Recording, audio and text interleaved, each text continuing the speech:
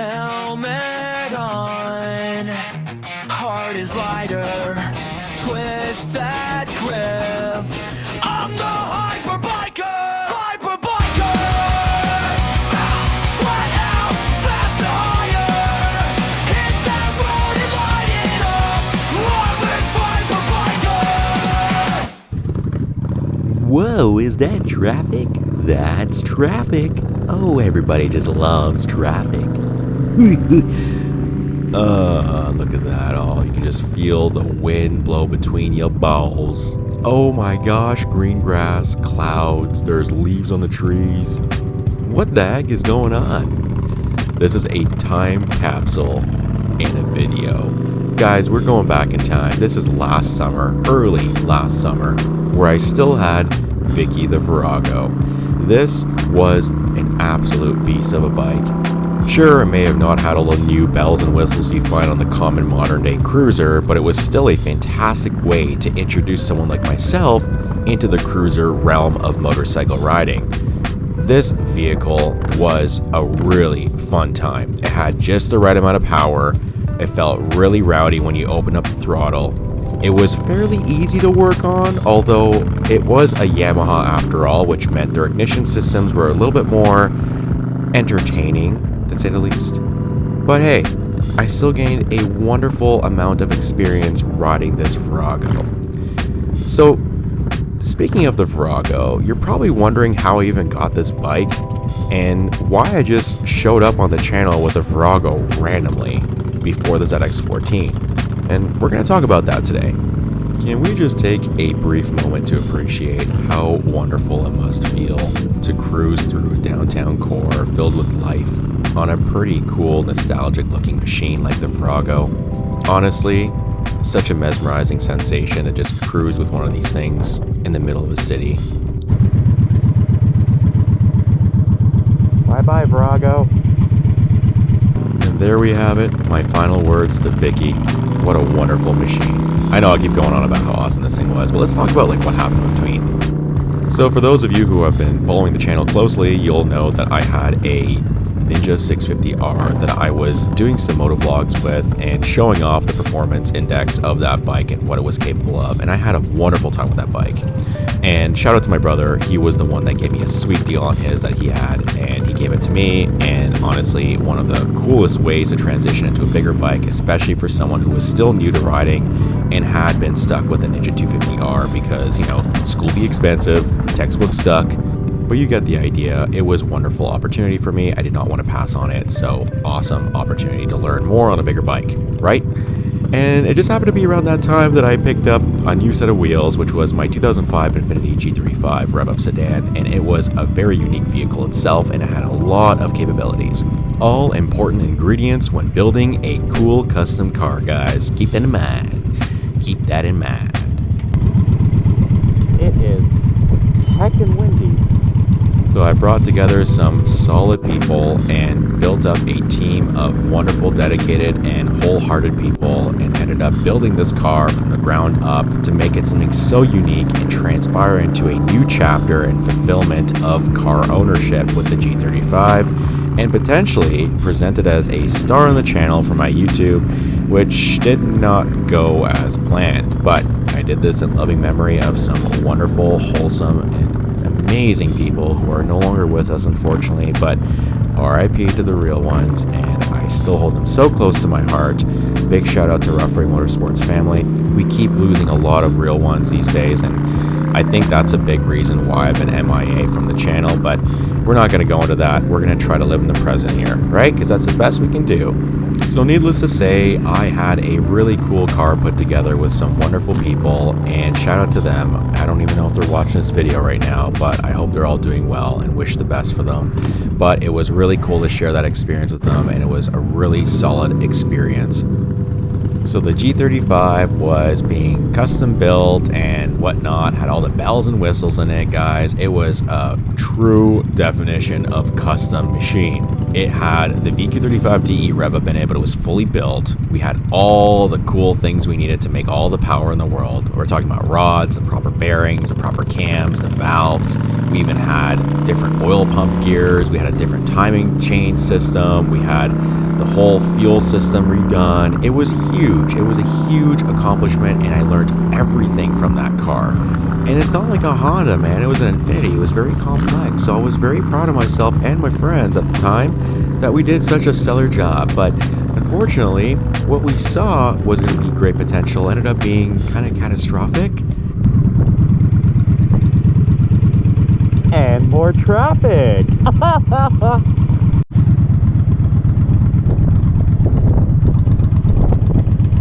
No one waves. That's so sad. Oh well. The car made 430 wheel horsepower with just shy of that in torque, and with it being broken in and just being tuned on a conservative tune, we really didn't get much further than that. We had it built for 800, but it fell short of that after doing some test and trial runs and some more additional tuning in the maps to only blow the engine and come home on a trailer bed. Which was a very tough pill to swallow, my friends, having to put all that money and time and effort, and not only even your time and effort, but all your other friends' times and effort, into a car and have a big vision to only fall short, tragically, that was a tough pill to swallow. I felt guilty, I felt very saddened, I was almost feeling like I was a failure. I let my friends who just passed away very down, and it was a tough situation to deal with. I made a sappy post on Instagram and talked about my feelings, and guys, it was really hard. I love that car, and that's probably one of the big mistakes with these things and these hobbies is we hold a lot of sentimental value in things that are really materialistic, and it causes us more pain than we needed to. And unfortunately, this was a really difficult time for me, and it was really hard for me to accept the fact that this was actually what just happened. So to make light of the situation, I decided to grow the courage and be a surgeon and tear into this grenaded engine and figure out, oh my goodness, what else could go wrong with a VQ platform? I tore it all apart and figured out there was various issues and just grew fed up with it. The end. No, just kidding. So I ended up getting some time spent on the G35 and getting it back on the road. Ended up oddly running a lot better than it was before, with a stock bottom end and some other bells and whistles and some issues cranked out. I was really happy to say that the G35 ended up running again and ran decently good, but it took a lot more time than I anticipated. But nonetheless, the car was ready for the next owner. And the reason why is because life happens, guys. I did not live in a countryside home. I didn't have a big garage. I didn't have all the resources to help me get this thing going forward still. And that was kind of a heartbreak moment for me. I really loved that car, and I don't think the car loved me, but you know, that's how things like this work. Car enthusiasts and motorcycle enthusiasts, y'all can vouch. It's usually a one-way-ended road, right? No? Well, fuck. And you guys have to remember, this sort of stuff costs a crap ton of money, and I did not have a crap ton of money. I borrowed a crap ton of money, and I'm still paying it today. This is like 6-7 years later, guys. I regret it financially, for sure. It's hurting me a lot. But, you know what? It happened. What can I do? Now, what did I do to relieve some of that debt off my shoulders was I sold my Ninja 650R. This 2015 Ninja 650R was a very wonderful motorcycle, and some days I do regret selling it so early. So I went ahead, sold it, was able to relieve some of the debt off my shoulders with that financial gain. Yada, yada, yada, blah, blah, blah. You get where the story is going, guys. I got rid of my car. I got rid of my motorcycle. A gearhead like me was going bananas without being able to go out there and enjoy myself fully. This is my passion. I know it sounds ridiculous to some, but it was just something that I really needed to fill a void in my life. And after having the G35 and the complications with that and the financial burdens, I was like, whatever do I do? So you guys all know how I got the ZX14. Well, that was in trade for the G35 after having it on the market for almost 2 years. And then the Virago, well, this was my band-aid. I found this thing on Facebook Marketplace after many, many months of not having a car or a motorcycle. You know, talking with my better half, I was like, hey, you know, what would be a really good idea? Not a financial mistake, but maybe a gateway to freedom. And we went on Facebook Marketplace that night, and I found this Virago. Now, I'm not a cruiser guy, but something about double upping with your better half across the roads that you can just venture off into the distance for many hours without any issues felt like a really good idea. And it was an exhilarating idea, in fact. It came to life. I took this bike everywhere, but it was such a breath of fresh air. So after our conclusive decision was transpired, I decided to take action and message the guy who had this Virago listed on Facebook Marketplace, and we decided to come to agreement with a negotiated price and some of the terms and conditions, and I decided to go over that night and pick up the bike, and boy, am I ever happy I did, because just listen to how this thing sounds like.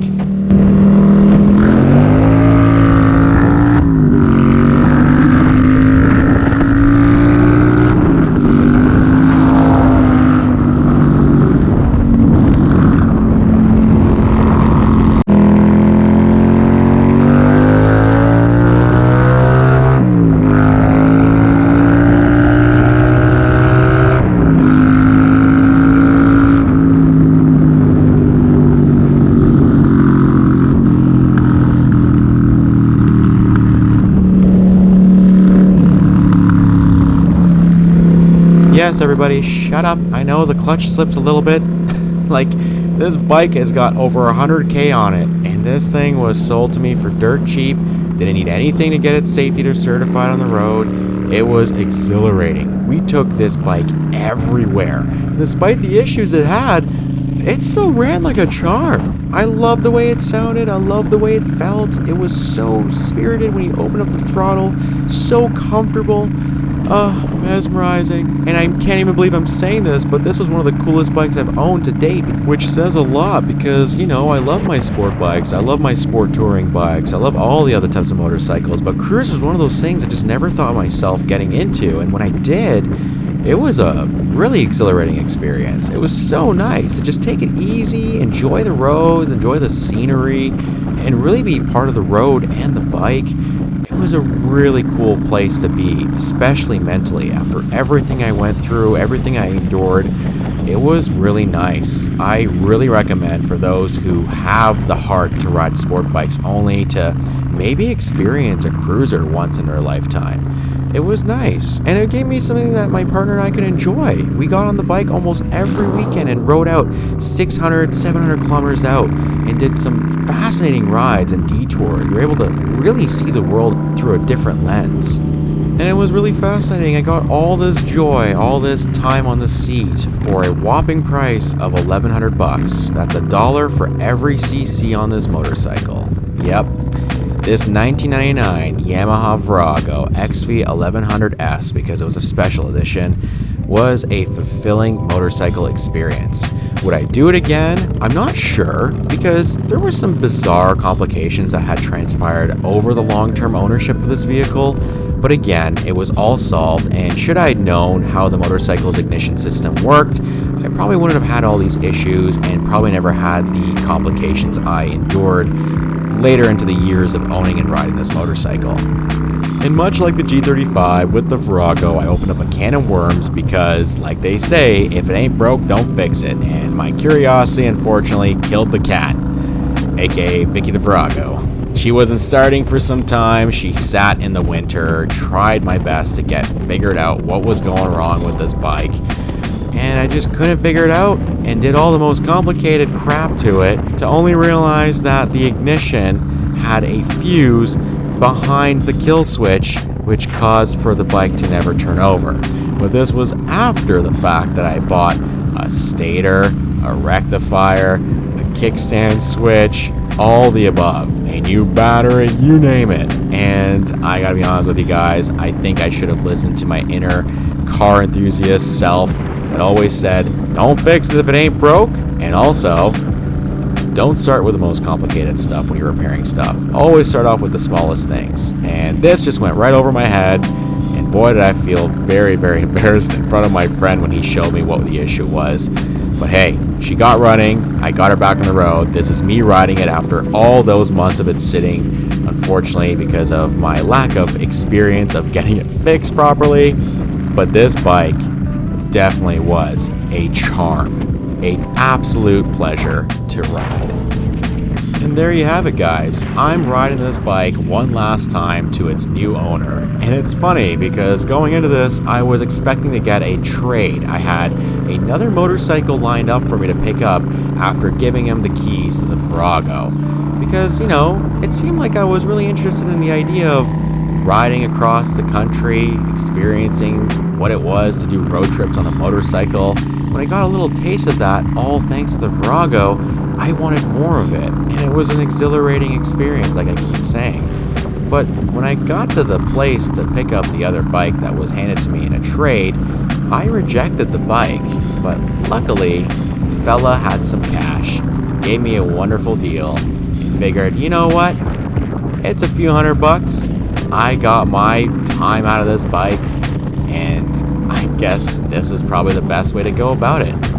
So I sold the bike, got my money's worth, gave him the motorcycle, and honestly, some days go by where I'm going, heck, that bike was so cool. Should I get back into another cruiser? Just happened to be one of those things. Virago really grew on me, and cruisers really grew on me. But there's no doubt in mind that Vicky the Virago was a gem of a machine, a time capsule on wheels. It felt very neat to experience it all, to live life so present on a motorcycle, and to be on a machine that was so highly spoken about and still is today, the Yamaha Virago. Exhilarating, beautiful, small and agile, good power, and definitely worth the money and time. Thanks for watching, guys.